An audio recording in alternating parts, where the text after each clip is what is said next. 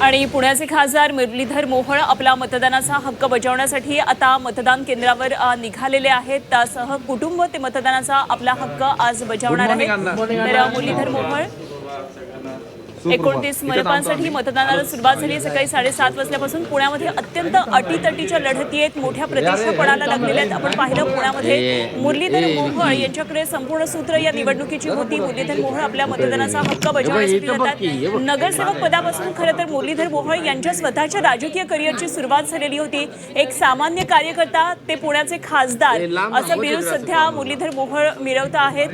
राज्यमंत्री देखील आहेत मुरलीधर मोहोळ, त्यामुळे मुरलीधर मोहोळ यांच्या राजकीय वाटचालीकडे खरं तर सगळ्यांचं लक्ष असताना संपूर्ण पुण्यामधल्या महानगरपालिकेची भाजपची सूत्र ही मुरलीधर मोहोळ यांच्याकडे होती। त्यांनी मोठा रोल या निवडणुकीमध्ये बजावलेला होता आणि त्यामुळे मुरलीधर मोहोळ यांच्या सगळ्या राजनीतिक खेळी होत्या त्याकडे सुद्धा लक्ष लागलेलं होतं। मुरलीधर मोहोळ आपल्या मतदानाचा हक्क बजावण्यासाठी आता गेलेले आहेत। पुण्यामध्ये मतदानाला मोठा उत्साह आपल्याला पाहायला मिळतोय। विविध मतदान केंद्रांवर सध्या मतदानांच्या रांगा लागलेल्या आपल्याला पाहायला मिळत आहेत।